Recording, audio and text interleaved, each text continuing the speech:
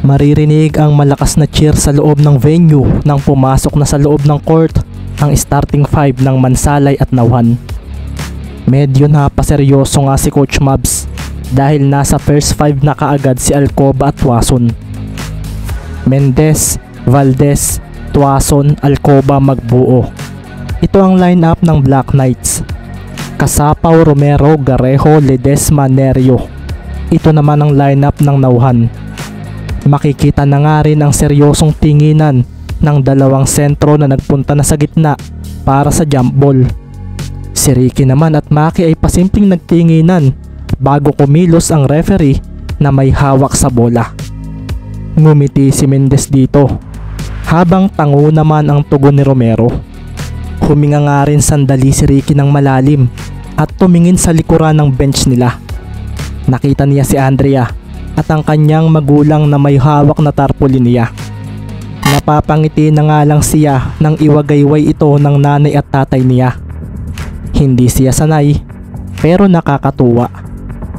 Napaseryoso na nga lang ang lahat nang ang referee na may dala ng bola ay nagpunta na sa gitna. Makikita nga rin ang pagseryoso sa dalawang coaches ng magkalabang team. Sa pagsilbato ng referee na sinundan ng pagtalang sa bola pataas ay ang game 2 nga ng OMPL Finals ay nagsimula na. Sabay na tumalon sina Nerio at Magbuo, kaso ang nakaitim na player ang nangibabaw at nagwagi sa jump ball na iyon. Sa Mansalay nga ang bola at pagkasambot ni Mendez dito ay bigla niyang naalala ang sinabi sa kanila ni Coach Cervantes. Dapat simula pa lang ay kayo na ang makakuha ng momentum. Tumango si Ricky at sa pagtawid niya sa bola ay siya namang bigla ang paglitaw ni Romero. Iniwasan niya ito kaso napaseryoso siya nang maagaw pa rin ng Kuya Maki niya ang bola. Ang bilis noon at sa paglampas ni Romero ay doon na nga napahabol si Mendez. Turnover agad ako, sabi nga ni Ricky na mabilis na hinabol si Romero. Binilisan niya kaso nang maabutan niya ito ay isang bounce pass naman ang ginawa ni Maki sa lumampas sa kanilang si Garejo. Pagkakuha ni Garejo sa bola ay siya namang pagbagal ni Maki para madelay si Mendez. Dito nga ay makikita ang mabilis sa pagtalo ni Garejo at ang unang puntos ng game 2 ay sa Nauhan na punta. Isang kalmadong layup ang ginawa ni Garejo at nagwala agad ang supporters nila nang matapos iyon. 2-0. Nakakabinging cheer nga ang narinig sa loob ng venue at pagsambot ni Mendez sa bola ay nakita niya kaagad ang agresibong pagbabantay ni Garejo at Kasapaw kay Valdez at Tuason. Inabangan naman siya ni Romero sa gitna at sa pagtatagpo nila ay dito na nga marahang ngumiti si Ricky. Napagalaw naman si Maki at mabilis na dinepensahan si Mendez na pinapatalbog ang bola. Mabagal na bumibilis ang dribbling ni Ricky at sa paggalaw nito ay inaasahan na ni Romero na may screen na gagamitin ito. Sa pagbuelo ni Mendez at pag-abante ay doon na nga si Maki agresibong umatras at napaseryoso siya dahil walang screen ng isang taga Mansalay ang nakaabang. Pagtingin niya kay Ricky ay nagpakawalan agad ito ng isang long 2 na malapit sa 3 line. Hinalit noon ang basket at hindi na nga tiningnan ni Mendez si Romero. Pagkus ay paatras itong kumilos at pinababa agad ang kanyang mga kakampi. Depensa na, bulalas ni Ricky at malakas na oo naman ang tugon ng kanyang mga kasamahan na napakuyom ng kamao habang nakaabang sa pagbalik ng kalaban. Nakahanda na rin agad ang defense formation nila para kay Maki kaso mabilis na nag-cut si Garejo dahil sa pag-focus ng depensa ng mga taga Mansalay sa ace player ng Nauhan. Umalingaw-ngaw na nga lang ang malakas na tunog ng nabutataang bola nang subukan ni Garejo na tumira sa may basket. Mabilis na nakabalik si Magbuo at nahuli nito ang bola na ikinatayo ng mga manonood. Mabilis namang hinabol ni Kasapaw ang bola na palayo pa sa labas. Kaso bigla ang nasundot ito ni Alcoba na kinaseryoso ni Coach Mabs. Nadagit ni Alcoba ang bola at mabilis na pinatalbog papunta sa side nila. Dito nga rin makikita ang 4-man fast break ng Mansalay na sinabayan naman ni Nagarejo, Kasapaw at Romero. Ipinasa nga ni Alcoba ang bola kay Mendez at dito na nga napaseryoso si Maki nang bumigla ito ng hinto sa may 3-point territory. Hinarangan ito ni Romero kaso nasa number advantage ang Mansalay at dahil walang bumabantay kay Tuason ay dito niya ito ipinasa. Mabilis na nagpakawala si Tuason ng 3 kaso nakahabol pa rin si Garejo dahil sa bilis nito. Napangiti naman si Carlo dahil hindi pa naman talaga siya tumatalon. Dito nga ay bigla niyang nilampasan ang nasa airing si Garejo at inatake ang basket nang walang kahirap-hirap. Isang layup ang kanyang ginawa na nagpa-cheer sa crowd ng Mansalay. Nakikita pa nga ang pagtayo ni Ate Lorna na may hawak na placard na may mukha ni Sir Tuason. Kaya ko rin namang pumunto sa ilalim ng basket, sabi pa nga ni Carlo nang siya ay lumapag. Napangiti nga siya kay Mendez at pagkatapos noon ay mabilis din silang bumaba para maghanda na sa depensa. Pagbalik naman ng bola kay Maki ay inatake agad niya ang depensa ni Ricky kaso double team agad mula rito at kay Valdez ang sumalubong sa kanya. Dito nga ay mabilis na umatras si Maki at hinanap si Garejo. Pero mabilis pa rin nakarecover ng depensa si Valdez. Mukhang pinaghandaan nila ang game 2 sabi nga ni Maki sa sarili at dito ay bigla siyang ngumiti at sa paglapit ni Mendez ay binigla niya ito ng isang biglaang step back na sinabayan niya ng talon palayo. Isang jump shot ang kanyang pinakawalan at hinalit ng bola ang basket sa pagpasok noon. All 4 ang score matapos iyon at sa pagbalik ng bola sa Mansalay ay biglang napatakbo si Maki dahil sa mabilis na pagbaba ng mga nakaitim. Gamitin ninyo ang speed advantage ninyo laban sa kanila. Kung hindi small ball ang lineup nila, palaging may maiiwang dalawa sa kanila at ito ay si Ledesma at Nerio. Ikaw ba Tuason, kaya mo bang sumabay sa mga batang kasama mo? Bata pa naman po ako coach, natatawang sagot naman ni Carlo.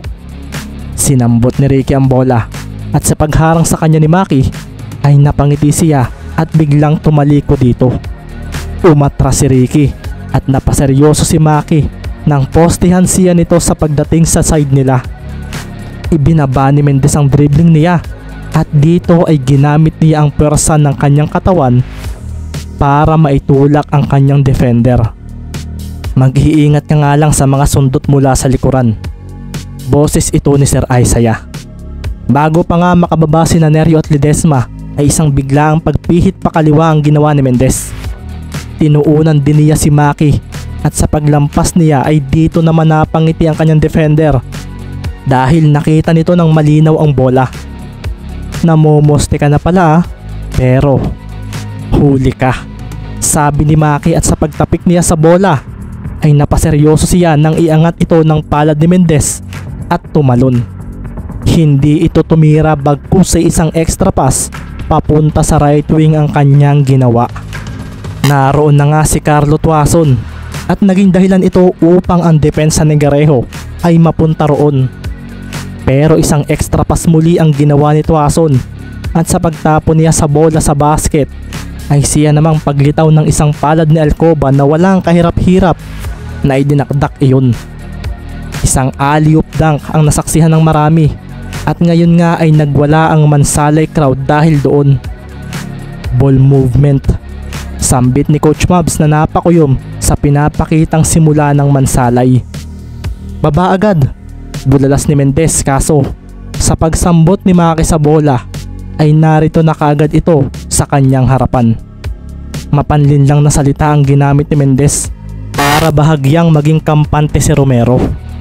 Iginalaw ni Ricky ang kanyang isang kamay at sa pag-iwas ni Maki sa bola ay siya namang pagpangga niya sa nasa tabi na rin pala niyang si Valdez. Double team? Lumayo si Maki rito kaso kay Tuason naman siya bumangga. Hindi, triple team ito. Bulalas ni Romero sa isip at ngayon ay napaseryoso siya dahil sa ginawa ng kalaban. Napangiti siya at binabaan ang kanyang dribble. Mabilis din niyang hinanap ang kanyang pwedeng pasahan kaso Isang trap ang ginawa ng tatlo at wala siyang choice kundi ang yakapin ng bola. Hindi ito maganda dahil tumatakbo ang oras. Kalmado pa rin naman si Maki sa kabila nito kaso hindi hahayaan ang tatlong nakapalibot sa kanya na makawala siya. Tumalon si Maki ng mataas at nakita niya sina Kasapaw at Guerrejo. Ipinasa na niya ang bola kaso sa pagkawala nito ay siya namang paglitaw ni Alcoba na mabilis na napigilan iyon. Napakuyom si Coach Isaiah nang makita iyon. Kasabay noon ay ang mabilis sa pagkalat ni Mendez, Valdez at Tuason na ikinaseryoso ni Maki. Si Kasapaw at Guerrejo naman ay kay Alcoba na patuon ng paghabol. Umatake si Dwayne sa basket kaso isang extra pass ang ginawa nito. Lumampas ang bola kay Romero at dumiretso ito kay Mendez na mabilis na pumwesto sa 3-point line. Dumiin ang sapatos ni Maki at mabilis na humabol kaso isang extra pass na naman ang ginawa ni Mendez at sa pagsambot ni Valdez dito ay doon na nga siya nagpakawala ng isang tres na nagpadagundong sa loob ng venue. Mansalay! Mansalay! Mansalay! Ang chant na ito ang kumawala sa loob ng halitin ng bola ang basket. Napakuyom pa ng kamao si Valdez at napangiti na napatingin kay Mendez na mabilis na lumapit sa kanya. Dito nga ay kumawala ang malakas nilang apiran na lalong nagpalakas sa cheer ng mga manonood. Ayos ang ginawa nila sa akin ha. Nasabi na nga lang ni Maki na napatingin sandali sa kanilang bench. Napatingin nga rin siya kay Kasapaw at sinabi niyang ito muna ang magdala ng bola. Pumalakpak si Maki at ito ay para makuha niya ang atensyon ng kanyang mga teammates. Relax lang, kakasimula pa lang ng laban. Sabi niya na ikinatango naman ng mga kasamahan niya. Bumalik sa nauhan ng bola at tagumpay nilang naitawid ito. Si Kasapaw nga ay kasalukuyang binabantayan ni Tuason. Si Maki naman ay mabilis na ginamit ang screen na ibinigay ni Nerio at pagkakita ni Kasapaw roon ay agad niyang ibinato ang bola papunta sa kanilang captain na mukhang target na atakihin si Magbuo. Kumawala ang bilis ni Maki at sa pagdating niya sa harapan ng basket ay mabilis siyang nag-sidestep at nilampasan si Magbuo na mukhang nag-aalangan na tumalon dahil baka siya makuha na ng foul. Tumalon nga si Romero at nang makita iyon ni Alcoba ay agad siyang humabol at tumalon para makipagsabayan dito. Nakangiti pa si Dwayne na ikinaseryoso ni Maki. Dito nga ay bumigla si Romero ng bali sa ere para maiwasan ang planong block ng kalaban kaso napaseryoso siya lalo dahil hinayaan lang siya ni Alcoba. Nasira tuloy ang plano niyang pagkuha ng foul dito. Ayos sabi ni Maki kung kaya nga itinuloy na lang niya ang kanyang layup sa pag-aakalang lusot na ito. Isang block nga mula kay Magbuo ang nasaksihan ng mga manonood. Tinapal nito ang tira ni Romero at idinikit sa board na sinundan niya ng pagkuha sa bola. Paglapag nga ni Magbuo ay hindi na siya nag-isip pa dahil agad niyang ibinato ang bola sa dulo. Naroon na nga sina Valdez at Mendez na hinahabol ni Guerrejo at Kasapaw. Aatakihin ka nila Marlon, alam ko, dahil madalas kang nakakakuha ng foul. Pero sasamahan ka ni Dwayne. Kilala si Maki Romero sa pagkuha ng foul sa kalaban, kung kaya huwag kayong basta kakagat sa gagawin niya. Sinambot nga ni Ricky ang bola at dito na nga siya napangiti nang humabol lalo si Gerald. Iniwanan nga nila ang dalawang humahabol sa kanila at sa pagtalo ni Mendez papunta sa basket ay siya namang pagpakawala niya ng bola. Ang mga manonood ay napaseryoso nang ang bola ay tumama sa board at bumalik sa loob. Dito na nga rin makikita ang pagtalo ni Valdez sa likuran ni Mendez at doon na nga nito sinambot sa ere ang bola at idinakdak ito na nagpatayo sa mga malapit na manonood. Isang off the board dunk ang in-execute ni Mendez at Valdez na nagpaliyab sa damdamin ng kanilang mga supporters. Isang highlight play na nagpatawag ng timeout sa nauhan at ngayon nga ay nagwawala lalo ang mga supporters ng Mansalay nang masayang nagtalunan sa isa't isa sina Valdez at Mendez. Mansalay! Mansalay! Mansalay! Mansalay! Habang naglalakad naman si Maki papunta sa bench, ay makikita sa labi nito ang tuwa at excitement sa pinapakita ng kalaban. Maganda ang ginawa ng mga ito at mukhang ayaw na raw maulit ng mga ito ang pagkatalo noong unang game, kaso mas lalong nakaramdam si Maki ng gigil na manalo sa labang ito dahil sa nangyari. Maging si Coach Mabs nga ay natuwa rin sa datingan ni Maki dahil alam niyang ito ang gusto nito. Pero kailangan ko pa ring tumawag ng timeout para sirain ang momentum ng kalaban natin. Sabi nga sa isip ni Coach Mabs, 4-11 ang score at 3 minuto pa lang ang lumilipas sa unang quarter ng Game 2.